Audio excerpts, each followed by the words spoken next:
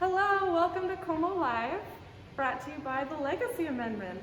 I'm Victoria, I'm a senior horticulturist here at Como, and I'm here today to talk to you about one of my favorite kinds of plants, succulents. So what are succulents? It's not just one specific family of plants, it's any plant that has adapted to dry conditions by developing kind of fleshy, water-storing leaves or stems so that they can survive drought, hot regions, dry regions. And I think when we think of succulents, one of the most obvious kinds are cacti, right? So we have a cute little trio of cacti right here. So when people think of cacti and succulents in general, they usually think of the desert, right? Somewhere really hot, really dry. It usually doesn't occur to people that succulents actually can live in all kinds of environments, including Minnesota. So I'm very pleased to introduce you to one of our cutest plants. This is Opuntia fragilis. It is fragile prickly pear. Prickly pear is a pretty famous cacti too. And it is native to Minnesota. This one is actually from St. Cloud. Isn't that just precious? I love it. So there's a reason that it's so small. It likes to be covered by snow in the winter, which helps insulate it a little bit from the really, really cold temperatures. And it has an adaptation that is actually pretty weird. So what it does in the winter, when it starts feeling the temperatures changing, the light getting shorter, it does something pretty wild. It actually dehydrates itself. So if you've ever seen one of these in the fall, like I have, they look dead. I mean, they look super dead. Like you look at them and you think that is never coming back. But it's doing it on purpose. A lot of plants that die over the winter, what actually happens to them when they freeze isn't that it's just too cold, it's actually that the water in their cells is becoming frozen and damaging them.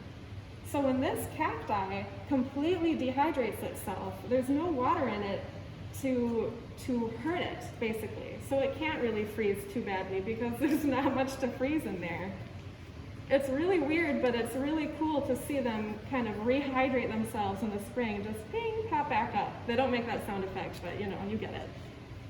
So that is just so cool that in Minnesota we actually do have cacti. So if you wanted, you could plant this thing in your yard and it would do just fine outside all year round. It's called fragile prickly pear for a reason. It doesn't sound so fragile, right? It can actually handle negative 58 degrees Fahrenheit. It is the most northern growing cactus in the world, as far north as the Arctic Circle, and it can handle elevations of up to 11,000 feet, and it can handle dry temperatures. It can be found as far south as Texas. So why is it called fragile prickly pear, right? So it's actually because of how it spreads. You'll notice it looks kind of weird in this pot. Like, how is it growing so strange? There are little bits coming out everywhere. Well, what happens is the little spikes on here really easily hook into things. And honestly, just the slightest jostling can cause them to fall off. It literally propagates itself by just falling apart. And wherever one of these little pieces land, a new cactus grows. So there's actually several pieces fell off of this one and just started growing right there. So it looks like a really fun, cute jumble. And that's why it's called fragile prickly pear, even though it's actually a really tough plant. So how do you know if something is a cactus? We got to talk about this, folks. How do you know that something is a cactus and not just a spiky plant? What's the difference? Well, first, all cacti are from the Americas. Fun fact for you, that's correct. All of them are from the Americas. So if you see something that is labeled that it's from South Africa or whatever, you know it's not a cacti. But you're not going to necessarily know that just looking at a plant, right? So how can you tell? What's the real difference here? And the easiest thing is you got to look at where these cute little spikes are coming out. Do you see that each little spine is coming out of a cute little polka dot? Those are called areoles, and every single cactus has them, every single one. So look at this cactus. It's a lot harder to see because they're way tinier. But if you go really close, you can tell that those little spines are actually coming out of tiny little dots. Once again, polka dots, basically, is how you can tell if it's a cactus or not. So let's look at something else that's spiky here. This is a very spiky plant. Just stunning. It's actually one of my favorite plants. I'm biased, it's fine. But look at these spikes. Look at these coming out. They're coming out of one area, but they're not coming out of a polka dot. They're kind of just growing out of the stem, right? So that's how you can tell that this is not a cactus. This is something totally different. It is a succulent, not a tree, but it's not a cactus, and that's how you know. There's no little polka dot. But we'll come back to this plant later, I promise. I won't leave you hanging with this beauty. What I want to talk about next is something quite different than our cute little fragile prickly pear. These, you might not even know what they are or that they're even plants looking at them right away. Some of you might recognize this little cutie. It's called Lithops. Lithops is also called a living stone. The plant next to it is Pleospilos, also a living stone. They're plants that have adapted by mimicking rocks. You can see they're pretty low there in their pots. They normally grow very, very, very low to the ground, partially buried even. And that really helps them withstand the habitat they live in. So I talked about prickly pear surviving negative 58 degrees Fahrenheit. Well, these can survive 115 degrees Fahrenheit. And they can live in areas that range from 30 inches of rain a year, not bad, to 0 inches of rain a year. Holy cow. They literally will get just the tiniest bit of moisture from maybe some dew in the morning, but they still survive. They are experts at holding on to their water. So being partially buried, like I mentioned, helps. And then you can see that they are just filled with water. Look how fleshy those are. Those are leaves. That's what you're looking at. You're looking at leaves sort of just filled with as much water as they can hold. So how do they do it? How can a plant that's partially buried like this get enough sunlight to keep energy in itself? How can it survive that way? These have one of the craziest adaptations that it just really blew my mind when I first learned about it. You can see the little designs in the top of the lithops. I kind of think it looks almost sort of like a brain, but everybody sees something different when they look at it. That little design isn't just for show. That's actually a window pane. That's correct, folks. We call them living stones, but here's a photo of the inside of the plant. They're actually living windows. So you can see that the plant itself is see-through in the middle. It's totally clear. Sunlight will stream in through the top here and then go inside, stream through this clear part, and then get absorbed by all of the green. So when you're looking at it, you don't see green. It's all on the inside, and that's where the sunlight gets absorbed, on the inside of the plant. Totally wild. It's a totally crazy plant. And really great for having as a houseplant because it can go so long without water. If you're like me and you forget to water plants all the time, it's really perfect. It loves it when you don't water them. So, we've seen a succulent that can handle super cold. We've seen the cacti, we've seen the succulent that can handle super hot. Now let's talk about that sweet tree that I mentioned before. I promised that we'd go back to it. So this, pretty tall, right? Like I said, not a cacti. This is called a pachypodium. It is from Madagascar. And it is one of my favorite things. Doesn't it just look like a Dr. Seuss tree? Just gorgeous. Oh, I love it. It's so cool. So most Pachypodium are from Madagascar. There are about 20 different species. A lot of them can look like these trees, but there are several that also look like shrubs. So they can grow in a lot of different shapes. But there's one characteristic that all of them share. They've all got these spikes. Not all the same looking as this, but they're spiky generally. But more than that, the most important thing, look at this chunky stem. Look at how chunky it gets down at the bottom here. I think it's so cute, I love it. It's called Pachypodium because that's Latin for thick-footed. And maybe you've heard of pachyderms, our famous elephants. You can kind of see what they have in common with this plant. It's always got that really thick stem. And if you cut into this, you will find there's no wood. This is not a woody plant. This is holding water within it. It is really just a giant succulent, kind of like the giant cacti that you may have seen. So if you cut into it, just tons of water would come out. It's very fleshy.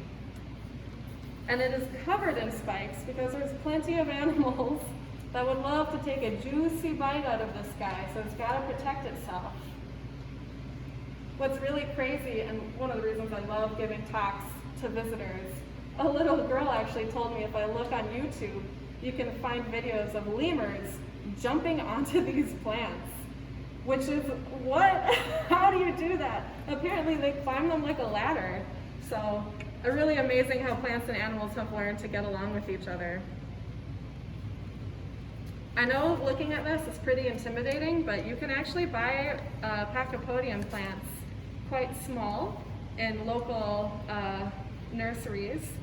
And they're pretty slow growing, so honestly, this is also a really fun plant to have as a houseplant, as long as you've got a really sunny window. Speaking of houseplants, I'd love to talk about more of these beauties that I have. Clearly, I couldn't choose what to bring out, and I just brought out as many plants as I could fit. But let's talk about these. Now, if you've ever come to an in-person succulent talk at Como, I will let you touch this plant. It has a really cute name. It's called a panda plant. And that is partially because, oh, it's so fuzzy. It's so cute and fuzzy, oh my gosh. That is a kalanchoe, or kalanchoe, kalanchoe, kalanchoe. I've heard it pronounced so many different ways. There's really no wrong way to pronounce it. I just like kalanchoe. And guess what? The plant next to it is also a kalanchoe, even though they look quite different. This one is a felt bush. It is also quite soft. Not quite as soft as the panda plant, but still pretty good. And guess what, folks? We've got one more kalanchoe here to show you too. Wow, this is also a kalanchoe. Isn't that fun? They have so many different shapes and sizes, and this one isn't fuzzy at all. It's perfectly smooth, which is really nice. And they're all the same genus. That's like saying they all have the same first name almost. They're different species, but they're the same genus, which means they're very, very closely related. They're a great houseplant. They're really fun to grow. And something that not a lot of people know about them, they're actually one of the very first plants to go into space. I bet you didn't expect me to say that. And the reason they went into space is pretty wild. It's not what you'd expect either. They didn't go into space to research kalanchoe. No, in the 70s, cosmonauts were on one of the very first long-term space voyages. And the morale was getting so low. These Russian cosmonauts were getting so depressed being stuck in this tiny tin can orbiting Earth in the 70s that they actually decided to improve morale by sending them a kalanchoe. Seriously.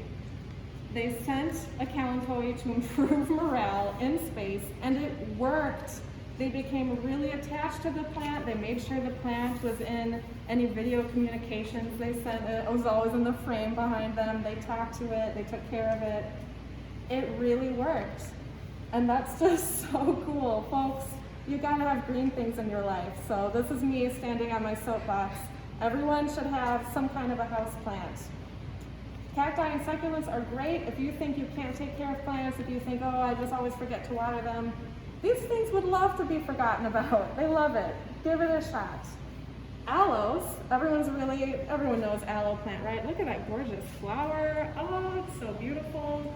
That's a great housewarming present. It's useful, and aloe plants, unlike some of these other succulents, can actually handle lower levels of light.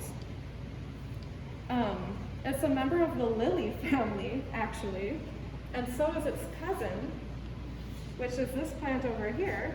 This is Gasteria. It's a cousin of aloe, which means both gasteria and aloe plants can handle shadier conditions than other succulents, so they're really good for having in the house. Why is it called gasteria? This is a really dumb story, oh my gosh. Gasteria, like gastronomy, so stomach, that's the Latin for stomach. Why would you call this cool plant a stomach plant, right? Some wacky botanist looked at the flowers of this plant, which are these really cute kind of dewdrop shapes. Unfortunately, these flowers are kind of done blooming already, so you're just gonna have to Google it later. But they have these really cute round shapes, and instead of looking at them and thinking like, oh, little dewdrop flowers or bell flowers, no, he looked at them and he thought, wow, these flowers really look like they're shaped like stomachs. Who thinks that? But anyway, the name stuck, so this is gasteria is the Latin name for this poor plant. It's also called the tongue plant, which is also kind of a funny name, but you get it if you ever feel one. So yeah, gasteria is a great houseplant, aloe is a great houseplant, agave are really fun and come in so many different shapes and sizes. Let's do a sweep of our agave. Check these out. Wow, look at them, beautiful. Some of these are mangave, which means they were crossed between an agave plant and a manfreda plant, but after some research, taxonomists are now saying manfreda is just another type of agave, so technically they're now agaves. Names can be kind of confusing, but what's really important is that they're beautiful and you should have some in your house. And let's look one more time at our big mama aloe. Ah, isn't she lovely? She's so wonderful. Aloe's a great plant, folks, seriously. Well, I hope I've convinced you all to get some houseplants in your lives. If you have any questions about any of these, if there are any plants here that you wanted to hear me talk more about, please just leave your questions in the comments below this video. And folks, if you've got some really cute houseplant pictures of your succulents at home, or if you've seen some really cool cacti in the wild, please put those in the comments too. Let's share some plant love. That would be really fun. I love to see it, folks. You know I do. So thank you so much for tuning into Como Live. I had a great time with you all, and have a good rest of your day.